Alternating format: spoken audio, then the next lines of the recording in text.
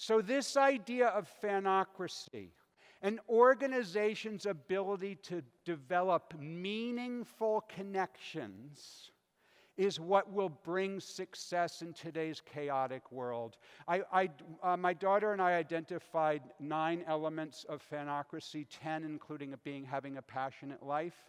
We're going to share with you a few of them right now. The first one is let go of your creations. And it turns out there's 2 types of fanocracy, 2 types of fandom. Curative fandom, which is sort of the fandom that is officially sponsored and sanctioned. It's the official website. It's the official social media feed. It's the official statistics. And then there's transformative fandom. This is when the community, the fans themselves, transform and build something into something new. It's the fan-built website, the fan-created social media. Neither one is right nor wrong, but both need to exist for something to become a true fanocracy. Here are some examples. In the auto world, the curative fandom is around these Land Rover enthusiasts who love to have that Land Rover just like it looked like when it came out of the factory 50 years ago. And then you've got the transformative fandom of people who love to change that original car into a hot rod, completely different from what it looked like in the beginning. A smart automaker to develop the fandom would encourage both of those and celebrate both of those behaviors. How about Major League Baseball, the official statistics, fantasy baseball, turning it into something else?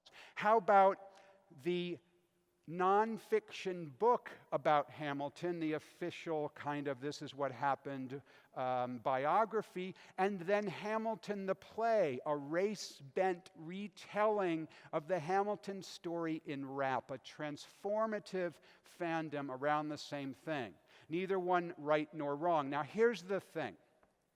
Some companies are so focused on telling people how to enjoy their products that they are completely missing the fandom that's growing around them. And they're missing especially that transformative nature of fandom.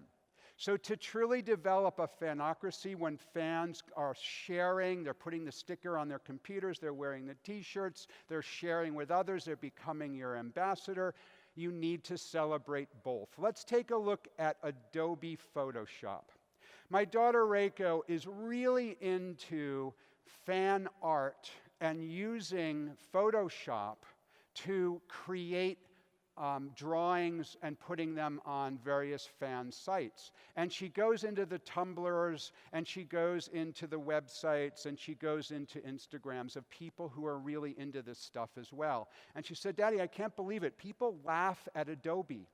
Actually, I should say Adobe R, Photoshop R software, because here's what Adobe says.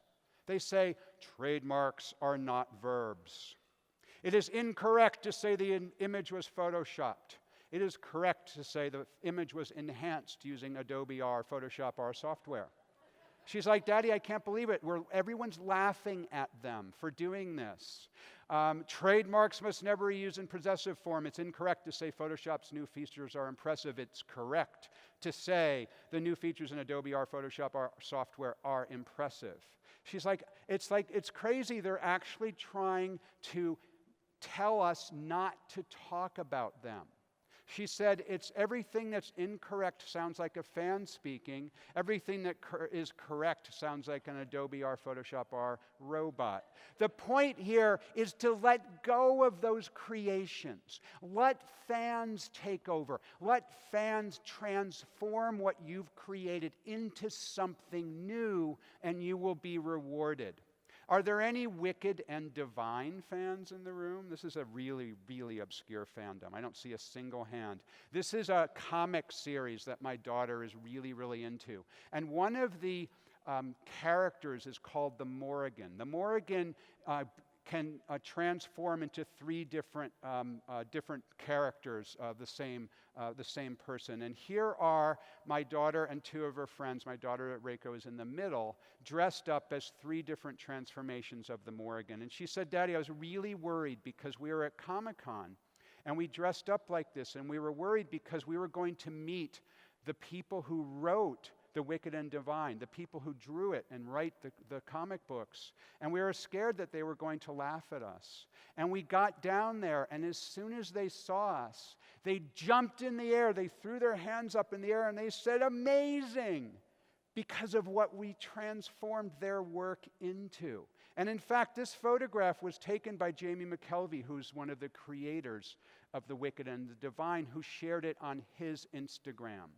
So the idea here is that if you truly are building what I call a fanocracy, it's built on the experiences of all of the members, not just on what you are saying people should do, not the limitations of one creator. Which brings me to Microsoft.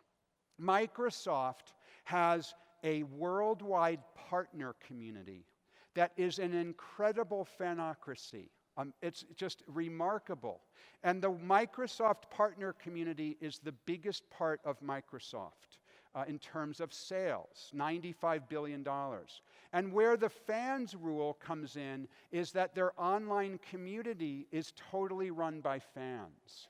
And Microsoft lurks, but the fans answer the questions. The fans start the discussions. Katie from Microsoft Quigley told me, "You don't always want to hear from the company that's trying to sell something. You want to hear from your peers." And they're totally crushing it as a result of this. $95 billion from the partner channel.